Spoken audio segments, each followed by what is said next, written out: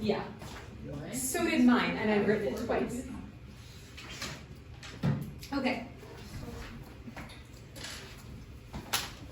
Let's keep our head up because Mrs. Leg's head is up. If Mrs. Leg is still working really hard, I'd like you guys to work really hard. All right. The first question that we're going to go over today is the one that is not in your packet, and it says, which expression is equivalent to this, written without perfect square factors in the radicand? So they want you to match one of these expressions to this, basically simplifying it so that all of the perfect square factors or perfect squares are freed from the radical cages, okay? If we are given this multiplication problem and each factor, each term is in a radical house, we can rewrite this so that all of the factors are together in a radical house.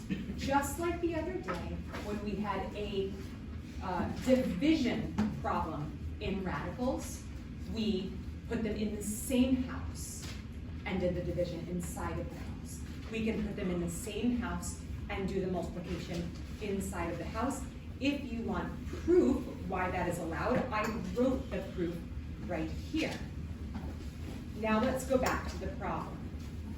And if I'm skipping things, it's because I took the time to write these mini lessons that you guys can look at on your own, and I don't have time in class. My last period, I did not get to the last question. I need to make sure I get to that in this class.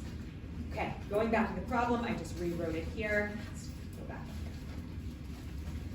up here. Now, I have all of my factors inside my house, and then I say, hey, I can multiply my 5 and my 20 together. How is that helpful? Because we're combining. Well, we're not combining like terms, we're multiplying. But how is it helpful to get a product of 100 in a radical? Because 100 can be simplified in 20 and 4. No. Yeah. Square root is 10. Yeah, because 100 is a Perfect square. So that can easily be freed from its radical cage. So it was very beneficial to multiply these first and then free it from its radical cage. Now, the x squared times the x to the third, if I join these together and multiply, I get x to the fifth. Now, if I'm trying to get the radical of x to the fifth, is x to the fifth a perfect square? No. Tell me what kind of number the exponent has to be in order to be a perfect square. What kind of number? There's one word to describe this kind of number. An even? Yes, an even number. Good job. You're about to give me a whole explanation about that kind of number. I just wanted that name, but you got it. Okay, so this is an odd number, therefore it is not a perfect square term. Is there a perfect square stuck inside of it? Yes, what's that perfect square? So you can like split it up to x to the 4th times x to the 1 in a radical. Because x to the 4th is a perfect square. An even exponent is a perfect square term. So x to the 4th, we can find the square root of that, which is x squared, because x squared times x squared. X squared times itself is x to the 4th. Your question? Okay. This is moving fast, I get it, and you didn't have this question in your packet, but if you looked at my notes, it was in your notes. Raise your hand if you actually wrote this down in your notes. Oh, okay, so a lot of people. Is my verbal explanation helping, Yeah. or did you understand it completely without my explanation, pretty much? Good, I want that. I want this verbal explanation to just be, like for anybody who needs the extra help, but I'm glad that the notes are helping you guys. Okay, so then we have, we simplified the x to the 4th in the radical, broke it free from its radical cage, and now we have x to the 1st in a radical cage. Can it break free? No. No, despite all its rage, he is still in his radical cage. So what I end up with is free bird 10, free bird x squared, and radical cage x. And and that is the simplified version, which is choice C on a question that you don't have in front of you. Okay. There's also some more explanation about how we can find the square root of even exponent terms. If anybody's interested in that. Okay, now for the 13 that's actually on your packet.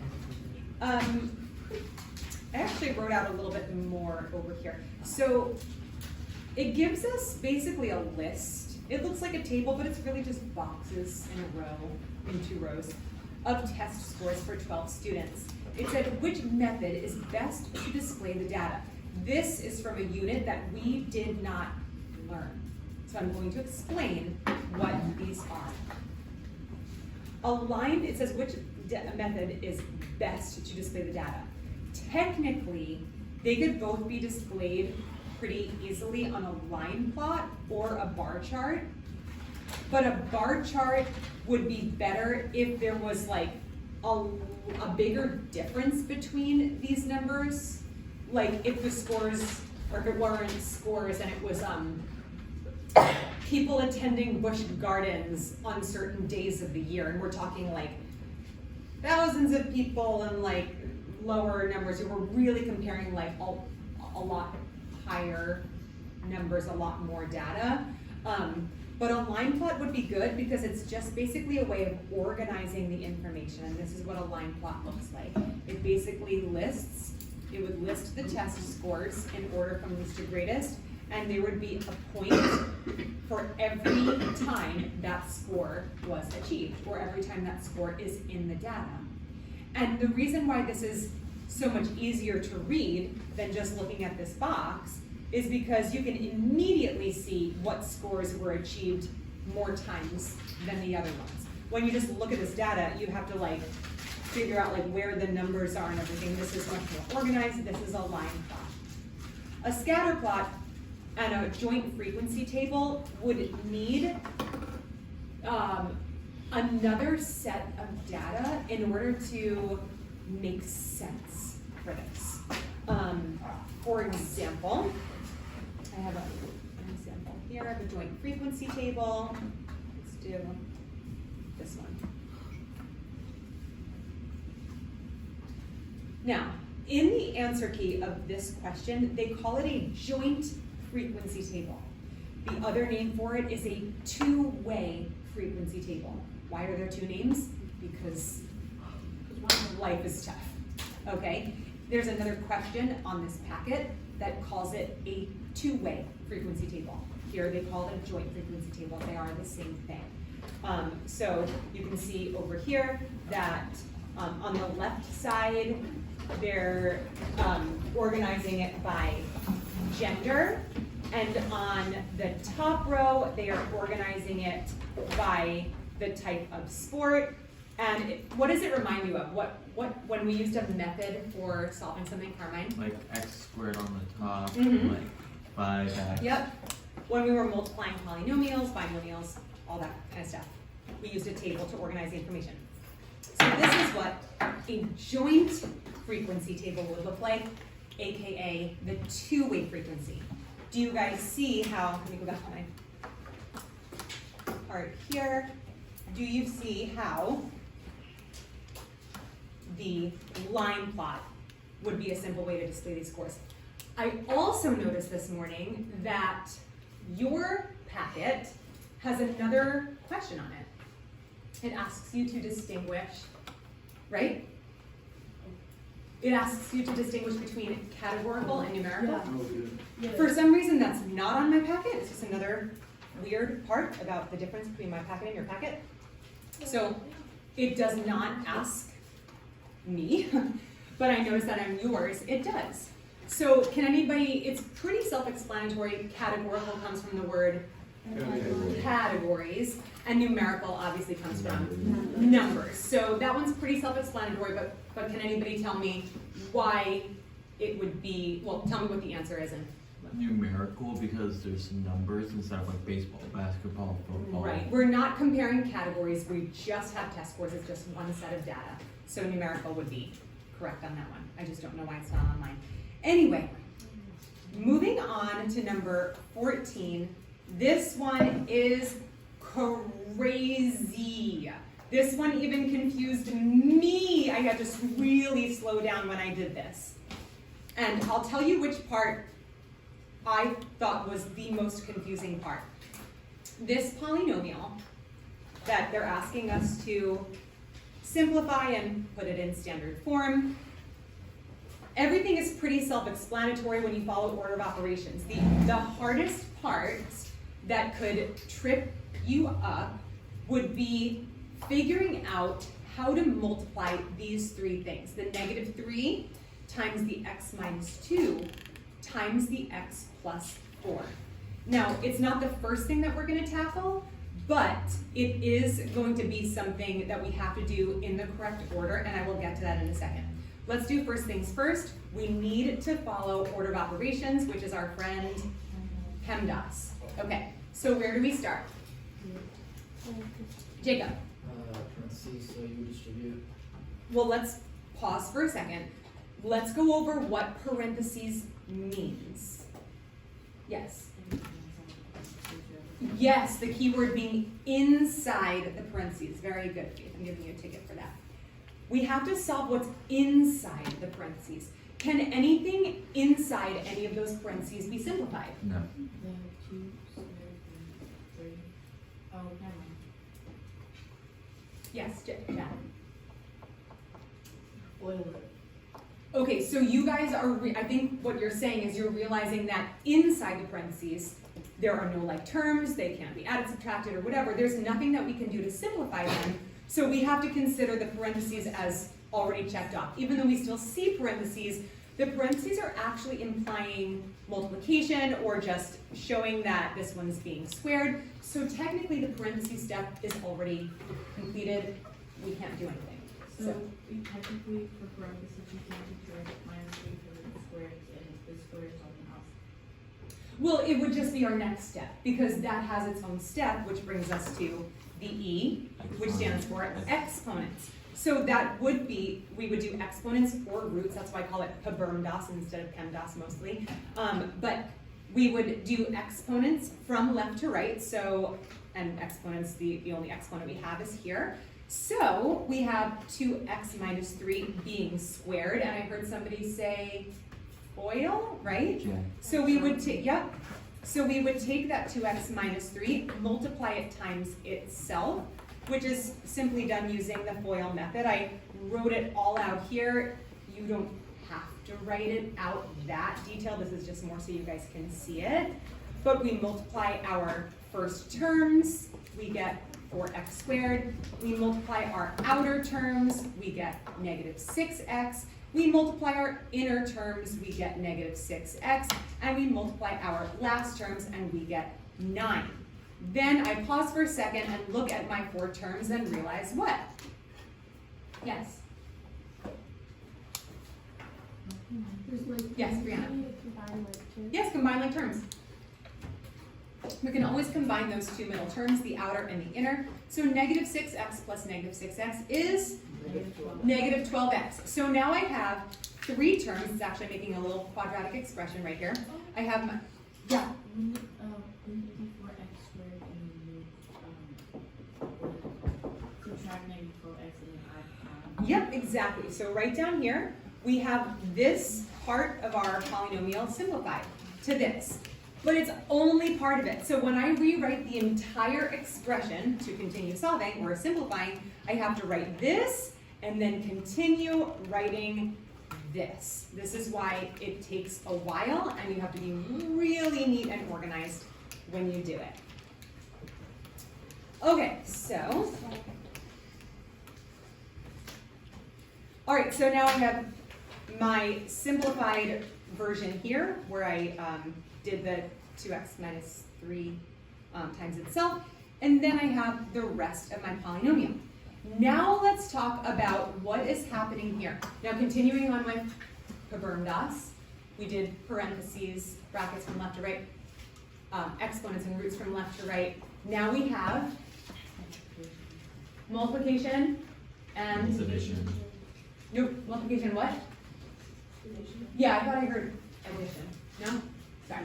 Okay, so I have multiplication. Are you getting these? Put your hands on your head, okay? So I have multiplication or division from left to right. I don't see any division here, so I can just do multiplication from left to right. Now, here is where it gets crazy. Technically, this is my first place of multiplication. The -3 is being multiplied times the x minus 2. So we will handle that first. And yes, we are going to use what property? The distributive property. But here's what we need to keep in mind. This x plus 4 is not being multiplied by x minus 2. It's being multiplied by the product of -3 and x minus 2, which means this is the big trick. You have to take the product of -3 and x minus 2 after you distribute them and put it in parentheses so that this entire product can be multiplied by x plus 4. Does that make sense? Yeah. Okay. If you don't put in parentheses, you're going to try to distribute again, and you're only going to multiply the 6 times the x plus 4, and all of that hard work and all of that time spent will get you the wrong answer, just for that little thing. So make sure you put the product after you distribute in these parentheses, then we FOIL again. So we do our first, our outer, our inner, and our last. Add your like terms, and here is what we end up with. So we've got this guy, we've got this guy, and don't forget, we still have that little old -7 at the end of the expression.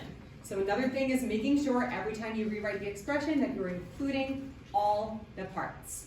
So now I rewrote it here, and then I wrote it again because I wanted to show you guys circling your terms with their signs. Our last step of PBRMDAS is addition and subtraction from left to right. Now, in algebra, even though subtraction still exists, when we are combining like terms, we don't think of these signs as subtraction signs, we think of them as we think of them as positive or negative signs. We think of pluses as positives, minuses as negatives. That makes it easy. We don't have to worry about what are we subtracting and what are we adding. We simply circle our terms with their signs and add everything that can be combined together. Since this question is asking for the answer to be in standard form, which it always wants it in standard form, that means in order from greatest to least, correct, and what needs to be greatest to least? The exponents. The exponents, very good. Got to take it. Okay, so that means I'm going to start with my x squared terms, and I'm just going to look for any other x squared terms, which I have right here. I combine them and I get my 1x squared, which we don't need to show that invisible 1, it'll just be x squared. I'm just going to go quickly through this so we can get to our next one. I combine my x terms and I get -18x. I combine my constants and I get my +26. And finally, we have an expression. And it's as simple as it can get. We've included everything and we are done with that. Finally. But don't you think it's worth all of those steps with all of that organization to get the right answer? Because why spend so much time on something to get the wrong answer? Okay, number 15 is the 4-page one that we are skipping for now, unless you want to come see me because you want a perfect score on your EOC. I will be happy to explain that to you. Now we're on number 16. Okay, so we have 2 more to do, and they're both a little intense. So first, let's read number 16. The function h of t equals 4 plus 64t minus 16t squared. There are two things about this function that I'm noticing that's a little different from what I would normally see in a quadratic function. Yes, Jack? It's written flipped. Yeah, it's out of order, right? What's flipped? It's going C. Talk to me, yeah, exactly, talk to me It's in A, B, going and C. C, BX, and then A squared. Yeah, it's got basically your A term and your C term, or your AX squared term and your C term flipped, right? So that's definitely something we want to take care of. We like our functions in standard form, especially when we have to identify our A, our B, and our C for solving, okay? So that's something we're gonna take care of. The other thing that I notice is H of T, what's kind of different about that, yeah? It's not like the normal f of x. Yeah, it's not that like generic f of x terminology where you have f of x as your output and x as your input. So they changed the letters, which at first might be like, why are they doing that? Is that more confusing? It could be at first, but if you realize they're actually trying to help you organize the information because there's a real life situation going on. The T actually represents something that starts with the letter T. What is that? Time, yes. Now it says seconds, but we know that seconds is a measure of time. So it's actually helpful that it's T. It's still our input, just like X would be our input. Now our output is given to us as H or H of T. And it says right here that H stands for height. So they're talking about throwing a ball in the air, and they're basically comparing the height of the ball with how much time has passed or how many seconds has passed. There are three parts to the question, and they first ask, what is the vertex of the graph? What is the first step for finding the vertex? Yes. X equals, What is it called? Finding the what? the axis of symmetry. Finding the axis of symmetry. Very good. It's, negative b, divided by 2a. Yeah, negative b over 2a. What's my little rhyme that helps us remember it? Because it is not on your EOC reference sheet. Axis of symmetry. 2 times A under negative B. Very good. Axis of symmetry. 2 times a under negative b. Now, of course, normally axis of symmetry, we would say x equals the axis of symmetry. In this case, we're going to say t equals the axis of symmetry because t is our input in this case. So we are going to find our axis of symmetry. I took this wacky notation here where everything is kind of in the wrong place, and then I rearranged it using my commutative property of addition. Very good, baby. And rearranged it so that I can identify the numbers that I need. I need a B and I need an A. My A is negative 16 and my B is 64. So, next page. I rewrite my axis of symmetry formula with empty parentheses. Why do I do that? To protect To protect the signs. Very good. To protect the signs. I'll give you one for that. Close enough. To protect those signs. So now if this is you, you could actually just fill them in. I just wrote it again so you can see that first I did empty, then I filled them in. And then all you have to do is put that into your EOC calculator. Should you put T equals into? No, the EOC calculator doesn't want you to put an equal sign. It doesn't want you to put a variable. Just put the expression and then boom, out comes your answer. And T equals 2. What does 2 represent? Time. Time in seconds. Very good. So we have found the T value or the X value, the input value of the vertex. Very good. We've only found half of the vertex. How do we find the other half, the Y value? Substitution. We can plug our T value of 2 back into our function. Now instead of H of T, I'm writing H of 2. All that is saying is that I am inputting 2 to see what comes out. And again, plugging in your 2 here, boom, EOC calculator, done. You don't have to mess around with all the buttons and hitting the negative sign on your handheld calculator.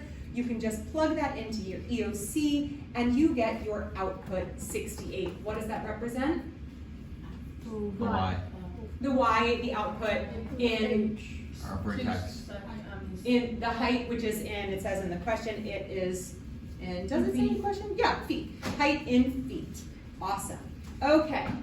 Now, let's go to, I think we just answered these, but part B asks what the T coordinate of the vertex represents. And I think I drew a little graph for this. Did I? Yes. Do you have to draw a graph? No, you don't have to, but it's definitely helpful. Pictures help me understand things better. So if you want to draw a graph, go ahead and draw a coordinate plane. Do we need all 4 quadrants of a coordinate plane? No, we don't need negative values. There isn't negative time or negative feet, right? We're not digging into the ground, right? So we have just our quadrant 1, our positive. Our x values, or our x-axis, is going to be our t. Our y values, our output values, is our h of t, which is the height. Again, you don't have to do this, but if you have unlimited time on your EOC, draw as many pictures and graphs as you possibly can. Steve didn't ask me to do it. I even said, you know what? The function even gives me my y-intercept. What's the y-intercept? +4. Yeah, it's +4. What does that mean in terms of the ball being thrown? That means it started at 4 feet. Yeah, so if somebody was probably standing up, right, and their hand was at a measure of 4 feet, and that's where the ball started. We know that a quadratic function looks like it's in the shape of it starts with a P?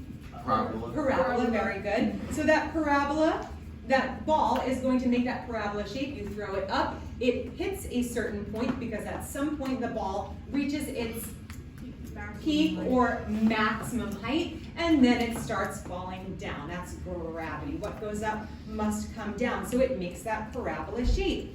And this maximum point is our vertex. So the T of the vertex is showing how much time it takes for the ball to reach its maximum height. So that's what part B is. And then part C is asking for what the H of T coordinate of the vertex is. It represents the height. Very good. The ball's maximum height. Very good. Okay, I have like 5 minutes left to do this last question, which I can do. And we have an order over here. Okay, number 17. No. Yes, number 17. Okay, this is another parabola question. Another one that does not require you to draw a graph, but again, another one that the graph is going to be really helpful to you. It says the value of a certain collectible card in dollars from January 2020 to May 2021 can be modeled by this function. Now it looks more complicated just because the numbers are bigger, no big deal.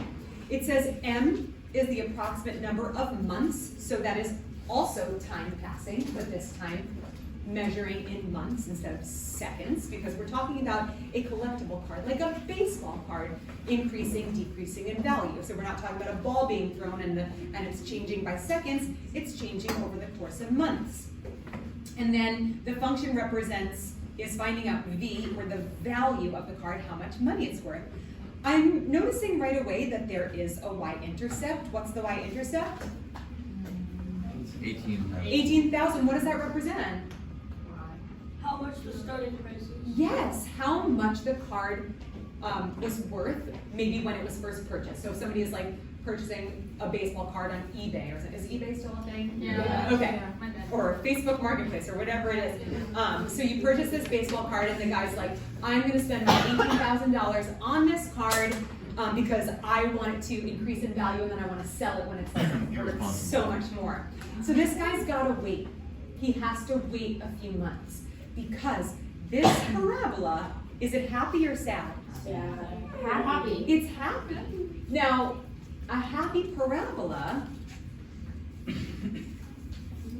looks like this. So the card starts at 18,000, but the first half of the parabola, the card's actually declining in value.